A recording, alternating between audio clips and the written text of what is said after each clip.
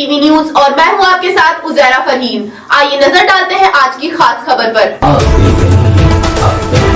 मध्य प्रदेश की 16वीं विधानसभा का 6वां सत्र अब समाप्ति की ओर है।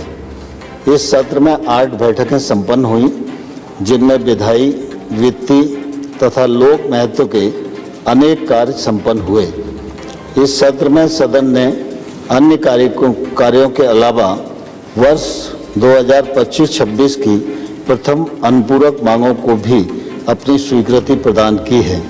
इस सत्र में कुल 3,377 प्रश्न प्राप्त हुए, जिसमें 1,718 तारांकित, 1,659 अतांकित प्रश्न थे। ध्यानाकर्षण की कुल 840 सूचनाएं प्राप्त हुई, जिनमें 32 सूचनाएं ग्राह्य की गई।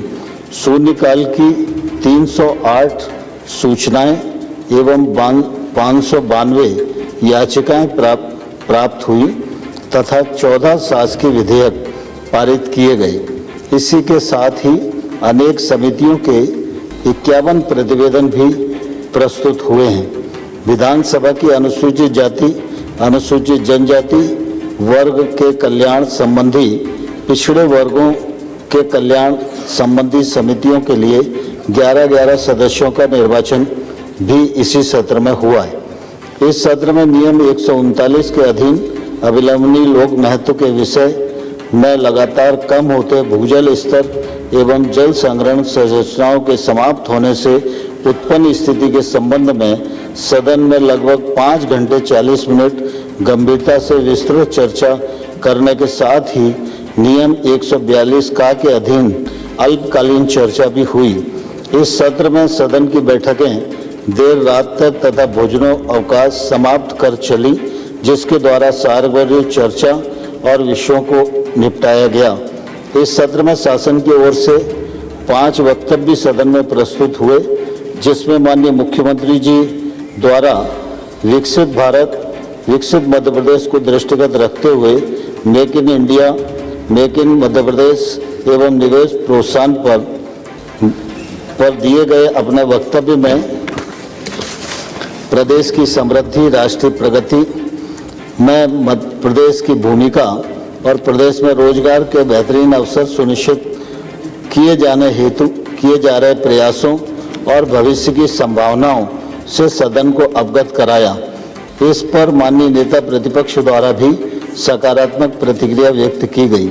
मध्य प्रदेश विधानसभा देश की सर्वश्रेष्ठ विधानसभाओं में से एक है, जो अपने नवाचारों के लिए पहचानी जाती है। इस क्रम में 28 जुलाई 2025 को कार्यमंत्रणा समिति की बैठक में चर्चा अनुसार मध्य प्रदेश राज्य के पूर्व मुख्यमंत्री तथा मध्य प्रदेश विधानसभा के पूर्व अध्यक्ष, जो अब हम सब के बीच में नहीं हैं, उनके जन्मदिन के अवसर पर विधानसभा परिषद में उनका चित्र लगाकर श्रद्धा सुमन अर्पित किया जाना प्रारंभ किया गया, जिसके परिप्रेक्ष्य में दिनांक 2 अगस्त 2025 को मध्य प्रदेश राज्य के प्रथम मुख्यमंत्री पंडित रविशंकर शुक्ल, दिनांक 3 अगस्त को मध्य प्रदेश विधानसभा के पूर्व अध्यक्ष श्री गुलशेर अहमद जी तथा 5 अगस्त 2025 को पूर्व मुख्यमंत्री पंडित द्वारका प्रसाद मिश्र जी के जन्मदिन के अवसर पर विधानसभा के सेंट्रल हॉल में उन्हें पुष्पांजलि के साथ श्रद्धा सुमन अर्पित किए गए। लोकतंत्र विचार विमर्श, सामंजस्य और सर्वसम्मति से किसी निर्णय पर पहुंचने की पद्धति है। हमारी संसदीय व्यवस्था भी इन्हीं आदर्शों पर आधारित है। सदन की कार्यवाही नियम प्रक्रियाओं से संचालित होती है। ये नियम प्रक्रियाएं तभी तक कायम रह सकती हैं जब सदस्यों में इनका पालन करने तथा स्वीकारने की भावना हो। पक्ष और विपक्ष की दलीय प्रतिबद्धताएं भिन्न हो सकती हैं, लेकिन सदन सबसे ऊपर होता है लोकहित, जिसके लिए ये सारी प्रणाली संचालित हैं। माननीय सदस्यों द्वारा इस सत्र में विधायी, वित्तीय और अनेक लोक महत्व के विषयों पर चर्चा की गई। चर्चाएं इस बात का प्रतीक हैं कि माननीय सदस्य अपने कर्तव्यों और कार्यों के प्रति कितने सजग और प्रतिबद्ध हैं।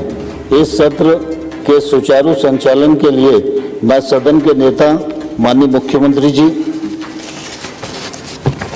माननीय नेता प्रतिपक्ष संसदीय कार्य मंत्री सहित सभी माननीय मंत्रीगण, सभापति तालिका के सभी सदस्य, सभी माननीय सदस्य, मीडिया से जुड़े सभी हमारे मित्र और नेता प्रतिपक्ष और विधानसभा के प्रमुख सचिव, सचिवालय के अधिकारी, कर्मचारी, सुरक्षा कर्मियों को हृदय से मैं बहुत धन्यवाद देता हूं। मैं अपनी ओर से, पूरे सदन की ओर से प्रदेशवासियों को आगामी रक्षाबंधन, स्वतंत्रता दिवस तथा जन्माष्टमी पर्व की बहुत बहुत शुभकामनाएं देता हूं और ईश्वर से कामना करता हूं कि हमारा प्रदेश समृद्ध हो, खुशहाल हो।